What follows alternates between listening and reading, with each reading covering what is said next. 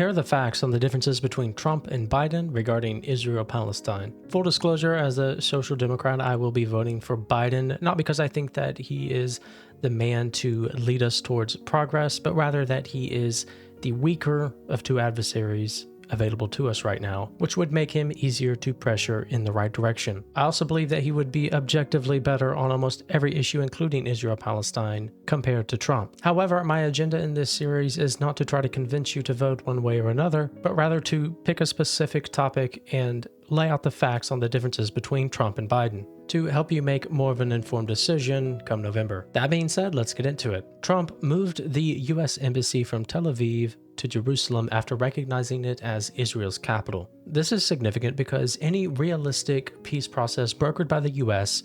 would be a two-state solution. And part of that means that East Jerusalem would go to Palestine. By recognizing Jerusalem as Israel's capital, Trump has symbolically killed that idea. But not only that, his proposed peace plan would actually kill this idea. His proposal appeases Israel more than any president has in recent memory. It would leave settlements intact, severely limit land swaps, and would leave Palestine in a weak, disconnected state that closely resembles the Bantustans of apartheid South Africa. Israel is so happy with Trump's posture toward them, in fact, that they named a new illegal settlement after him in the Golan Heights. Trump, during his time in office, also cut $235 million in aid to Palestinians, aid that Biden restored in 2021. When it comes to Biden, in the past, he has mostly just given lip service to a two-state solution, but this current war seems to be stirring up a genuine conversation among Democrats to be more proactive. In January, Secretary of State Blinken asked the State Department to begin reviewing options to recognize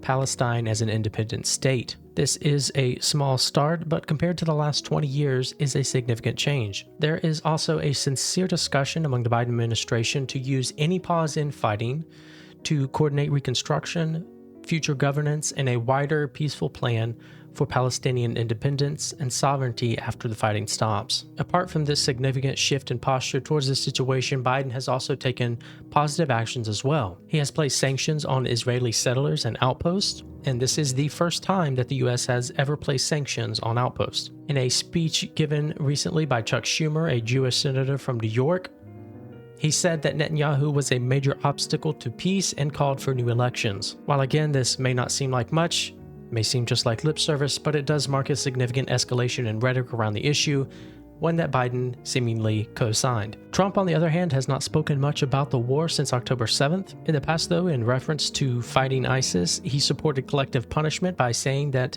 we have to take out the families of terrorists. In 2017, Trump relaxed the rules of engagement in Afghanistan, which resulted in a surge of casualties, with more civilians being killed in 2019 than any year previously. He also loosened the restrictions on landmines in 2020, and he has shown himself to be a hyper-aggressive military hawk. Trump has never mentioned anything about a ceasefire. On October 11th, Trump said that he would, quote, fully support Israel defeating, dismantling, and permanently destroying the terrorist group Hamas, and that Hamas will burn forever in the eternal pit of hell. From then, he was silent until March, when Israel was preparing to invade Rafah.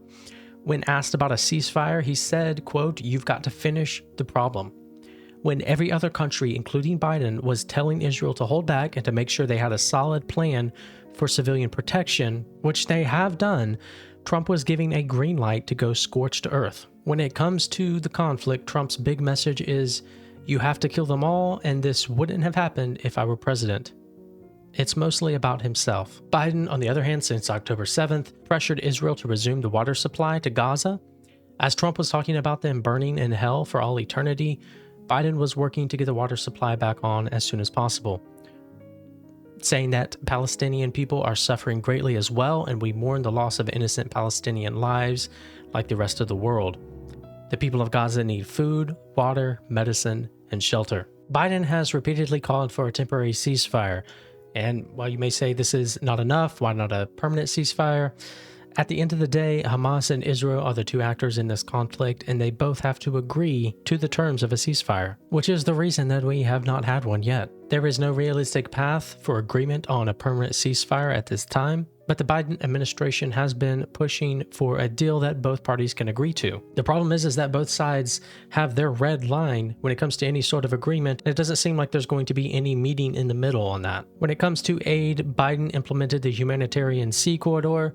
He constantly impresses on Israel the need to allow humanitarian aid workers to move through Gaza. Biden does agree that Israel has a right to go to war with Hamas, as does the majority of our government and America. But his posture and actions have stated that Israel must have plans to avoid civilian casualties, that he is interested in a solution that benefits both Palestinians and Israelis, and that he is committed to recognizing Palestine as a sovereign state. Trump, on the other hand, has basically just given Israel a green light to do whatever it wants. Now, Biden may not be doing enough in your opinion, and to be candid, he's not doing enough in my opinion either.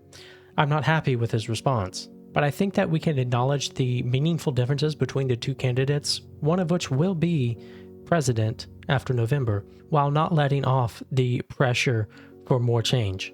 I think it's also important to remember that even if he does go further, there's no realistic way for him to go as far as most progressive liberals or leftists would like. And even if an ideal candidate got in office, there would be no way for them to go as far as we would like either. However, I do see a change in the Democratic Party in its posture and actions towards Israel-Palestine, and I believe much of that change is due in part to the protests that have been going on. This reaffirms my belief that we must have Democratic leadership going forward. Angela Davis said when backing Biden in his last term, "I don't see this election as being about choosing a candidate who will be able to lead us in the right direction. It'll be about choosing a candidate who can most effectively be pressured." Biden is very problematic in many ways, but he is far more likely to take mass demand seriously. This coming November, the election will ask us not so much to vote for the best candidate, but to vote for or against ourselves. And to vote for ourselves, I think, means we have to campaign for and vote for Biden. Maybe the differences aren't enough for you to choose one over the other, but the differences aren't insignificant and I think are worth taking seriously. Thank you for watching.